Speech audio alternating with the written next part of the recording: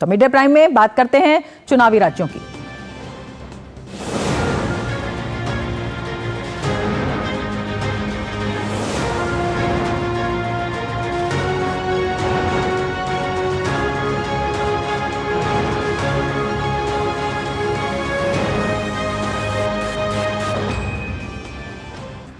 मध्य प्रदेश में विधानसभा चुनाव के लिए अब तक 28.32% मतदान हुआ। राज्य की सभी 230 सीटों पर मतदान जारी है। सुबह 7 बजे से शुरू हुआ मतदान शाम 6 बजे तक चलेगा। कुछ विधानसभा सीटों पर दोपहर 3 बजे तक मतदान होगा। इसमें बालाघाट जिले की बैहर, लांजी और परसवाड़ा विधानसभा सीट और मंडला और डिंडौरी जिले के कुछ मतदान केंद्र शामिल हैं। 252 महिलाओं समेत कुल 2533 उम्मीदवार मैदान में है। राज्य की हॉट सीट की बात करें तो बुधनी से शिवराज सिंह चौहान, छिंदवाड़ा से कमलनाथ, दिमनी से केंद्रीय मंत्री नरेंद्र सिंह तोमर, दतिया से नरोत्तम मिश्रा समेत कई दिग्गज अपनी किस्मत आजमा रहे हैं। सुरक्षा के लिए केंद्रीय बलों की 700 कंपनियों के साथ साथ राज्य के 2 लाख पुलिस कर्मियों को तैनात किया गया है। मध्य प्रदेश में पहली बार युवाओं को भी 371 मतदान केंद्र संभालने की जिम्मेदारी दी गई है।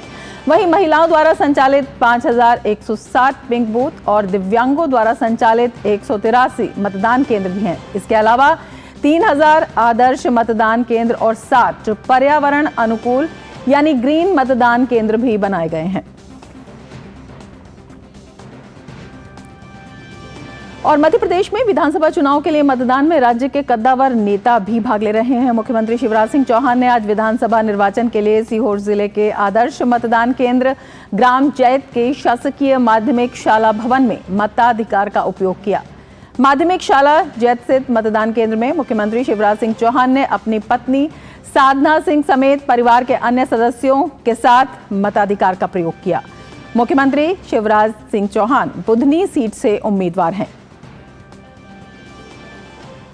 भाजपा की वरिष्ठ नेता उमा भारती ने अपने पैतृक निवास डुंडा टीकमगढ़ में अपने मताधिकार का उपयोग किया। इंदौर वन से बीजेपी प्रत्याशी कैलाश विजयवर्गीय ने अपना वोट डाला। मतदान बूथ संख्या 88 पर उन्होंने वोटिंग की।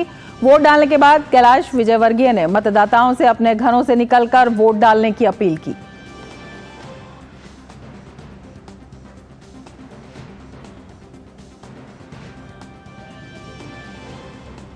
मध्य प्रदेश विधानसभा चुनाव 2023 के लिए मध्य प्रदेश कांग्रेस अध्यक्ष और पूर्व मुख्यमंत्री कमलनाथ ने वोट डाला।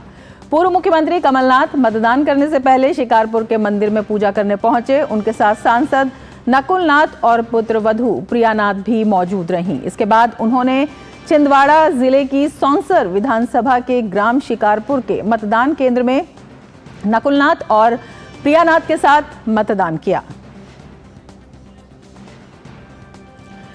मध्य प्रदेश के गृह मंत्री नरोत्तम मिश्रा ने दतिया के एक पोलिंग बूथ पर अपने मताधिकार का इस्तेमाल किया। वोट डालने के बाद नरोत्तम मिश्रा 150 से अधिक सीटें जीतने का दावा कर रहे हैं।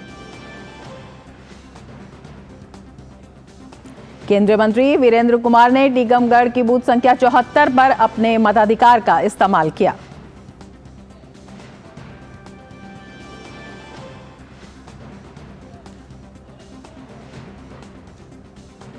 केंद्रीय मंत्री और नरसिंहपुर सीट से बीजेपी उम्मीदवार प्रहलाद पटेल ने भी अपने मताधिकार का इस्तेमाल किया। मतदान के बाद प्रहलाद पटेल ने दावा किया कि राज्य में 5वीं बार उनकी सरकार पूर्ण बहुमत से बनने जा रही है।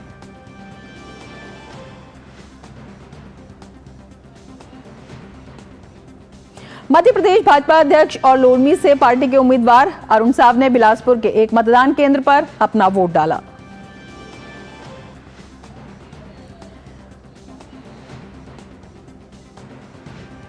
तो मतदान की प्रक्रिया लगातार जारी है और सभी अपने मताधिकार का प्रयोग कर रहे हैं। और ज़्यादा जानकारी के लिए हमारे साथ हमारे तमाम संवाददाता जुड़े हुए हैं। ग्वालियर से नीरज हमारे साथ जुड़े हुए हैं, भोपाल से अजीत हमारे साथ जुड़े हुए हैं और इंदौर से चंद्रशेखर हमारे साथ जुड़े हुए हैं। सबसे पहले नीरज आपके पास आना चाहेंगे और आपसे जानना चाहेंगे, अगर ग्वालियर सीट का महत्व देखते हैं तो काफ़ी चर्चा में ये रही। सबसे पहले आपसे ये जानना चाहेंगे किस तरह से वहां पर मताधिकार के प्रयोग के लिए लोग आ रहे हैं ज़्यादा से ज़्यादा संख्या में, और किस तरह से मतदान के इस पर्व में उनकी भागीदारी आप देख रहे हैं?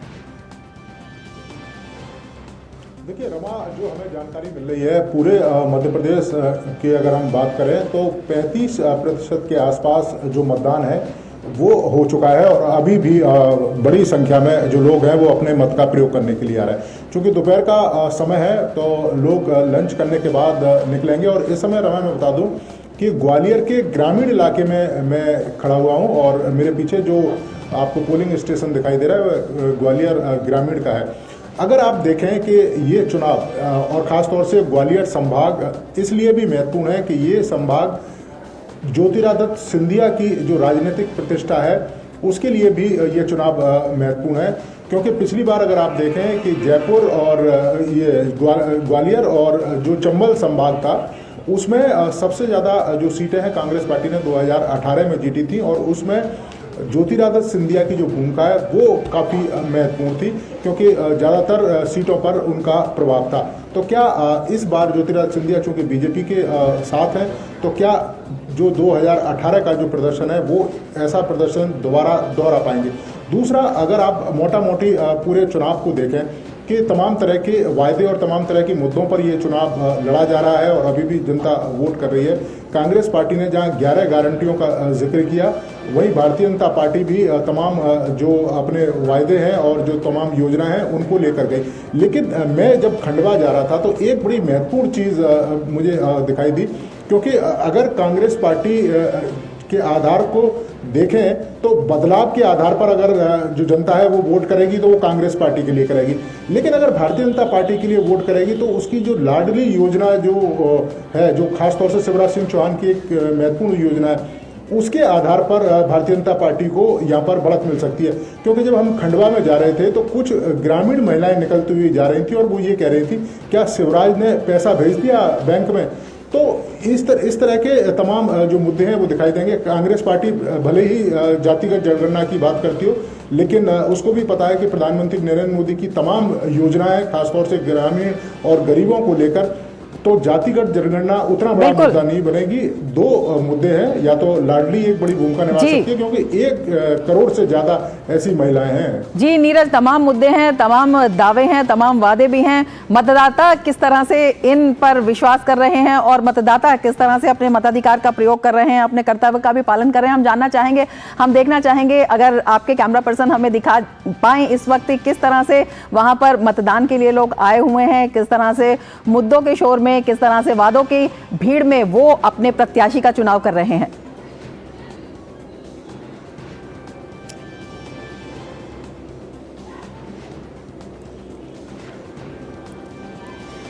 नीरज, आप हमें सुन पा रहे हैं? नीरज, आपसे हम उत्साह की बात कर रहे हैं, किस तरह का उत्साह मतदाताओं में देखने को मिल रहा है? देखिए, बिल्कुल जो मतदाता हैं वो लगातार सुबह से ही अपने मत का प्रयोग करने के लिए लगातार मतदान केंद्रों पर पहुंच रहे हैं, क्योंकि चुनाव आयोग ने इस तरह के इंतजाम इस बार किए हैं कि किसी भी मतदाता को बहुत ज़्यादा इंतजार नहीं करना पड़ रहा है, ना बहुत ज़्यादा जो लंबी कतारें हैं वो देखने को मिल रही हैं। क्योंकि इस तरह के इंतजाम में आपके बैठने की व्यवस्था है, मतदान केंद्र है, उनकी जो संख्या है वो ज़्यादा बढ़ाई गई है ताकि कोई भी व्यक्ति वोट करने के लिए आए तो उसको किसी भी तरह की जो परेशानी है वो ना उठानी पड़े।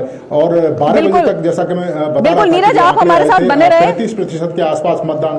बिल्कुल नीरज और चंद्रशेखर और अजीत, आप हमारे साथ बने रहे। हम अपने दर्शकों को बताना चाहेंगे कि तेलंगाना में कांग्रेस ने अपना जो घोषणा पत्र है वो जारी किया है और मल्लिकार्जुन खड़गे इस वक्त अपना संबोधन है, देखते हैं वो क्या कह रहे हैं। तो ये कहना है, और आज मैं चैलेंज के साथ कहता हूं, कितना भी कोशिश मोदी और केसीआर दोनों मिलके करेंगे फिर भी कांग्रेस जरूर आए, क्योंकि जनता खुद यहाँ के घोटालों को समझे और उनके रिटायरमेंट के दिन भी अब आ गए। हम नहीं बोल रहे, उन्होंने खुद ही बोले बस इसके बाद मैं रिटायर होता हूँ। और उनका कुछ फार्म हाउस होते थे ना, फार्म हाउस में सब सहूलतें बना लिए हैं, उस फार्म हाउस में वो जाके बैठने वाले हैं। तो इसलिए जब खुद मैं रिटायर हो रहा हूँ, फार्म हाउस में जा रहा हूँ, ये बात जब कहते हैं तो उनको कम से कम विदाई के लिए आप लोग अच्छी तैयारी करो। बाय बाय टाटा करके भेजना ना भाई। अगर जो आदमी खुद जाने को भी तैयार है और लोग भी भेजने को तैयार है, तो ये आज हालात उनकी है। लेकिन मेरी पार्टी हमेशा जो कहती है वो करके दिखाती है। हमने वायदा किया था तेलंगाना के लोगों को, सोनिया गांधी जी ने, कि आपको स्वतंत्र तेलंगाना राज्य बना के दूंगी। उन्होंने करके दिया, उन्होंने करके दिया, और आज उनका नाम भी कोई याद नहीं करता उधर के लोग। कांग्रेस तो हमेशा सच के लिए लड़ती है, बोलती है, लेकिन जो फायदा उठा रहे आज, उनके जबान से सोनिया गांधी का नाम नहीं आता। और सोनिया गांधी अगर नहीं इसको मानती तो क्या इनके वोट थे क्या इनके पास 2/3 वोट चंद्रशेखर के पास या दूसरे उनके कोई साथी के पास थे? कुछ नहीं।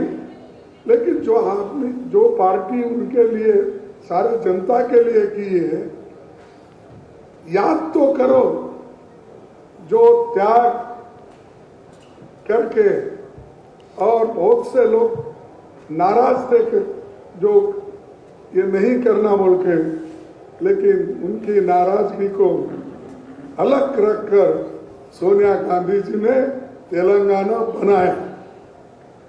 तेलंगाना बनाने के बाद कुर्सी पे कौन बैठे? जो आदमी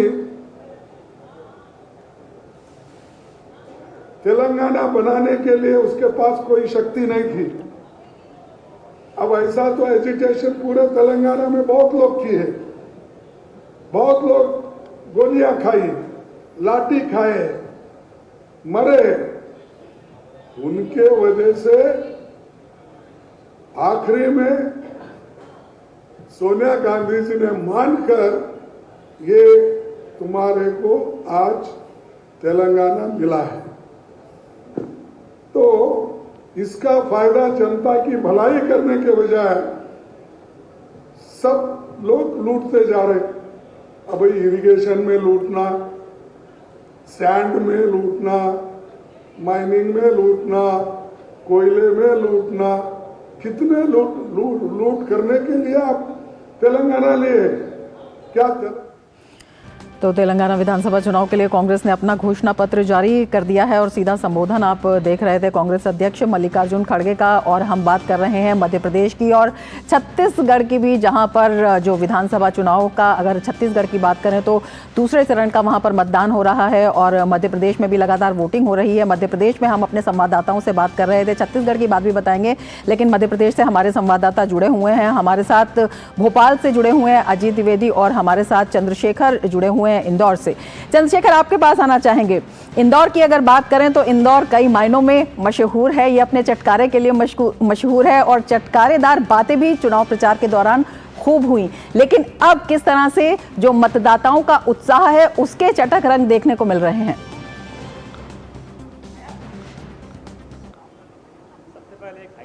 आपको दिखाने की कोशिश करूंगा। ये एक रोबोट है जो कि आदर्श मतदान केंद्र में रखा गया है और ये क्या कह रहा है? ये कह रहा है I am a proud voter, यानी कि जो भी वोटर यहाँ पर आएंगे उनको ये वेलकम कर रहा है। एक नई तस्वीर, हाईटेक तस्वीर। अब चुनाव आयोग भी, क्योंकि समय के साथ साथ कई परिवर्तन आए हैं चुनाव मतदान प्रक्रिया में, और ये तस्वीर का नज़र आप देखिए जो इतने दिनों से निर्वाचन आयोग ने कोशिशें की थी वो ज़मीन पर रंग लाते हुए दिख रहे हैं।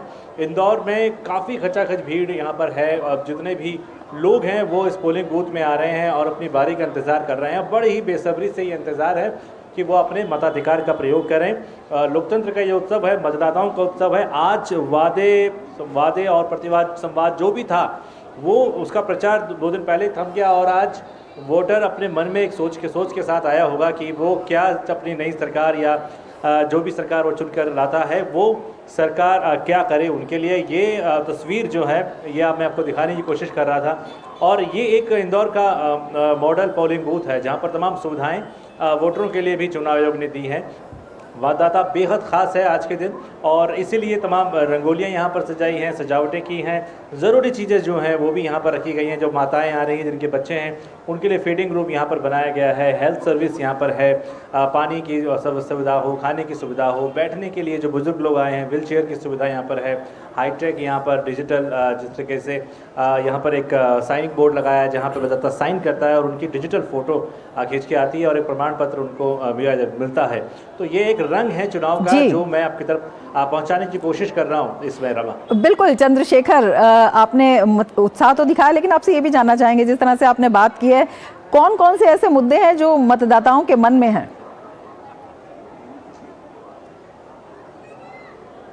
देखिए हर किसी का अपना अपना मुद्दा है। जो बुजुर्ग हैं उनके मन में अपने बातें हैं और जो युवा हैं उनके मन में अपने चीज़ें हैं। जैसे कि वो युवा चाहते हैं कि जो सरकार आए वो सरकार उनकी इच्छाओं को पूरा करे, जैसे रोज़गार की समस्याएं हैं या वो नए विश्वविद्यालय हैं या फिर नए शिक्षण संस्थान हैं, उनको वो चाहते हैं कि वो राज्य से बाहर ना जाना पड़े, क्योंकि एक बड़ी संख्या में जो विद्यार्थी हैं वो राज्य के बाहर पढ़ने के लिए मजबूर हैं और कई सारे जो लोग हैं वो बाहर रोज़गार के लिए जाते हैं। हालांकि पलायन एक कॉमन मुद्दा है आजकल, लेकिन इसके बावजूद भी लोग चाहते हैं कि रोज़गार उनके घर के आसपास रहे और मूलभूत सुविधाओं के बारे में जो बात है, जो दोनों ही पार्टियां अपने दावे कर रही हैं, उनके बीच में अब ये किन दावों को और किन वादों को जनता मानती है वो अब ये अपने पोलिंग बूथ पे वो आज अपने मताधिकार के जरिए बता देगी। लेकिन बिल्कुल बड़ी बात यह है कि मतदाता लगातार आ रहे हैं, उत्साह देखने को मिल रहा है। बिल्कुल हमारे साथ अजीत द्विवेदी भी भोपाल से जुड़े हुए हैं। अजीत, आपसे भी जानना चाहेंगे किस तरह का उत्साह वहां पर मतदाताओं में देखने को मिल रहा है? बिल्कुल, देखिए रमा, उत्साह बना हुआ है और सुबह 7 बजे से ही लगातार जो है कतारें लगना शुरू हो गई थी। हालांकि देखिए चुनाव आयोग ने ऐसी व्यवस्था की है इस बार की बहुत ज़्यादा भीड़ जो है वो इकट्ठा नहीं हो पा रही है, कतारें लगती है और तुरंत जो है आसानी से सभी अपना मतदान कर लेते हैं। अच्छी बात यह है कि आज जो मतदान हुआ है उसमें सुबह से ही जो है महिलाओं का प्रतिशत जो है वो काफ़ी ज़्यादा रहा है और पुरुषों की अपेक्षा, और महिलाएँ जो है बढ़ चढ़ कर हिस्सा ले रही हैं मतदान में, जो कि अगर हम 5.5 करोड़ जो मतदाता हैं मध्य प्रदेश में उनकी बात करें तो उसमें से करीब 2 करोड़ 71 लाख से ज़्यादा जो है वो महिला मतदाता है और महिलाओं में काफ़ी इस समय जागरूकता, और महिला ही इस समय मध्य प्रदेश की राजनीति के केंद्र में भी है। आप समझ सकिए जितनी भी दोनों पार्टियां रही हैं, जितनी भी यहाँ पर दल रहे हैं, चाहे कांग्रेस, बीजेपी, अन्य दलों की बात की जाए, आपकी, सपा की, बीएसपी की, सभी ने महिलाओं को साधने की कोशिश की है, सभी ने महिलाओं को लेकर तमाम घोषणाएं की है, तमाम वादे किए हैं और शायद यही कारण है या महिलाएं इतनी जागरूक हैं यहाँ पर कि सुबह से ही महिला जो है बड़ी संख्या में वोट डालने आ रही है। जैसे जैसे दिन चढ़ता जा रहा है अभी तक करीब 35% के आसपास वोटिंग हो चुकी है और लेकिन बहुत ज़्यादा आपको भीड़ नहीं दिखेगी, लेकिन लोग आसानी से आ रहे हैं और वोटिंग कर रहे हैं। इस समय भोपाल की दक्षिण पश्चिम विधानसभा के एक पोलिंग बूथ में है और आप देख सकते हैं मेरे पीछे कि यहाँ पर लोग जो है पोलिंग बूथ में आकर वोटिंग करके आसानी से चले जा रहे हैं। मतलब कोई भी बहुत ज़्यादा दिक्कत, बिल्कुल चुनाव आयोग के पुख्ता इंतजाम है हो रही है और ये देखिए लगातार ये क्रम बना हुआ है। बिल्कुल लगातार क्रम बना हुआ है। 2 किलोमीटर के अंदर आप नजर बनाए रखें, जिस कारण से बिल्कुल आपसे आगे भी जानकारी लेते रहेंगे। फिलहाल नीरज आपका ग्वालियर से और अजीत आपका भोपाल से और चंद्रशेखर आपका इंदौर से बहुत बहुत शुक्रिया। मिड डे प्राइम में आगे बढ़ेंगे लेकिन उससे पहले ले लेते हैं